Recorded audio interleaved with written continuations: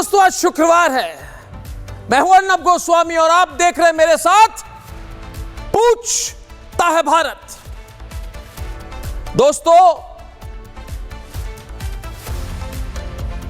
Anti Hindu Mamata Banerjee का खेला खत्म हो गया। जो हिंदू विरोधी हैं वो इस देश में राजनीति नहीं कर सकते हैं, सीधी बात है। बाकी जितने हिंदू विरोधी नेता हैं, कान खोलकर सुन लो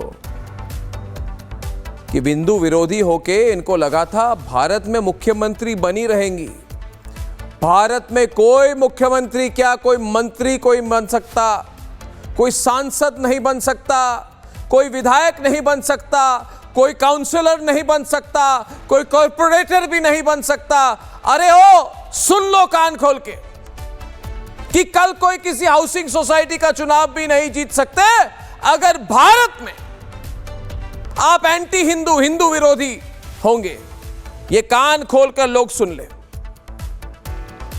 कल भगवा लहर और भगवा सरकार, शुवेंदु अधिकारी की बीजेपी की भगवा सरकार बन रही है। भगवा सरकार। अरे ओ असदुद्दीन ओवैसी, अरे ओ राहुल बाबा, कान खोलकर सुन लो। भगवा सरकार बंगाल में आ चुकी है। बंगाल भगवा हो चुका है और भगवा बंगाल है। ना लाल ना हरा, सिर्फ भगवा।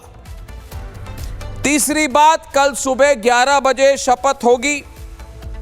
खुलकर जय श्री राम के नारे होंगे, जय मां काली के नारे होंगे और ये नकली सेक्युलरिज्म,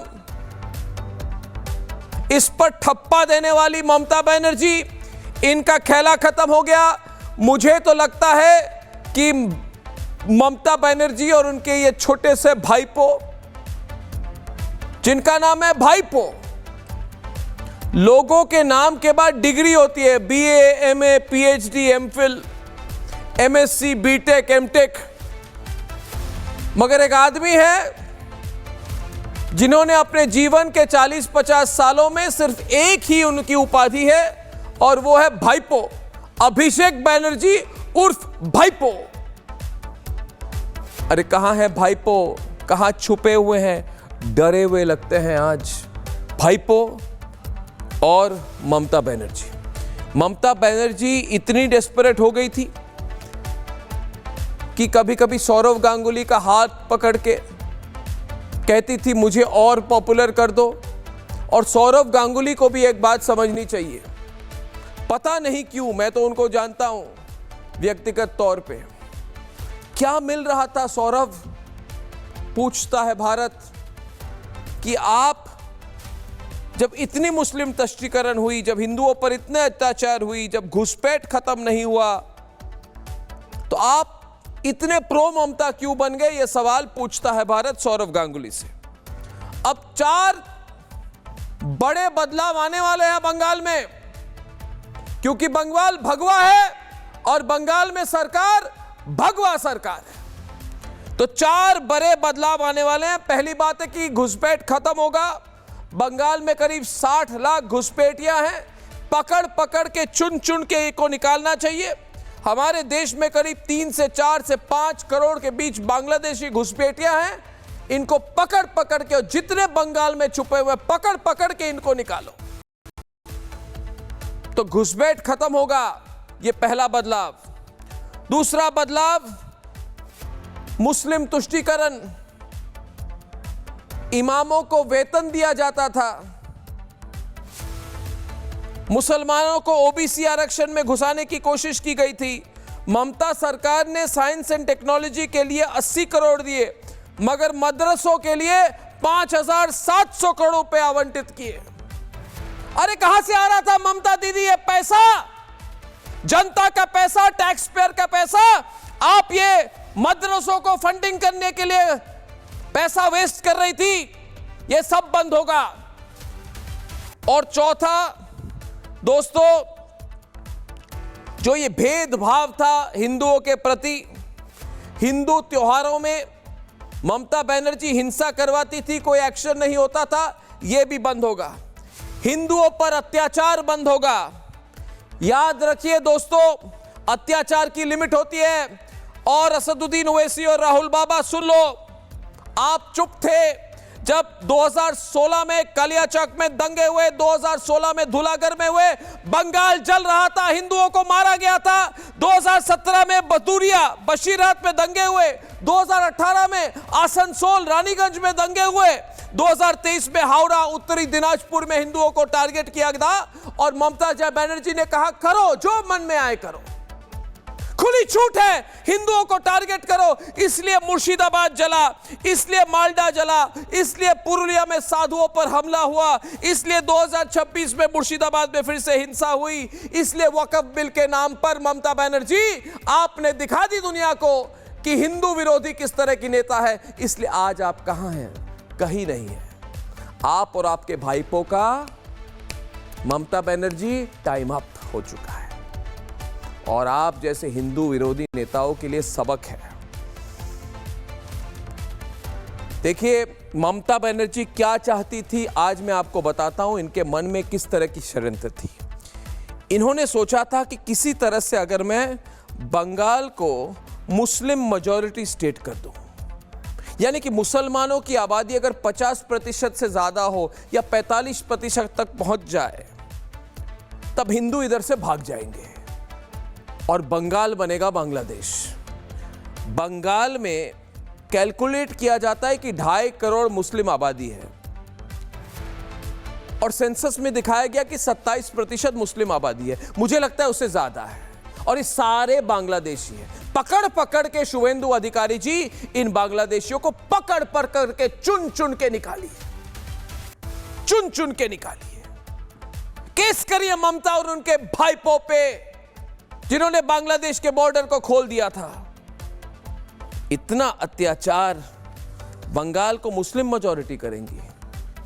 ममता बनर्जी, आपके जीवन काल में क्या 100 जीवन कालों में बंगाल मुस्लिम मेजॉरिटी नहीं होगा, लिख के ले लीजिए।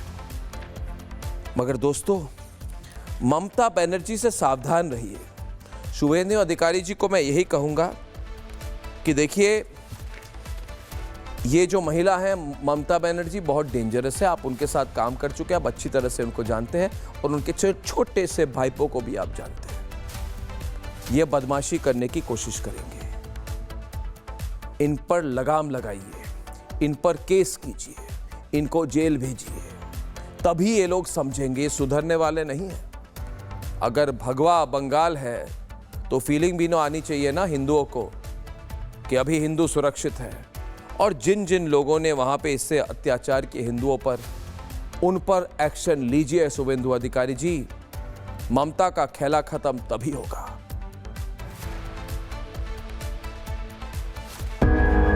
मैं श्री शुभेंदु अधिकारी जी को पश्चिम बंगाल विधानमंडल दल के नेता के रूप में निर्वाचित घोषित करता हूं। बंगाल में सियासत के शतरंज पर वो मोहरा जिसे किंग मेकर कहा जाता है, अब खुद सिंहासन पर विराजमान होने जा रहा है। शुभेंदु अधिकारी को विधायक दल का नेता चुन लिया गया। अब वो पश्चिम बंगाल के नए मुख्यमंत्री होंगे। नंदीग्राम की धूल से शुरू हुआ सफर कोलकाता के राइटर्स बिल्डिंग की कुर्सी तक पहुंचेगा।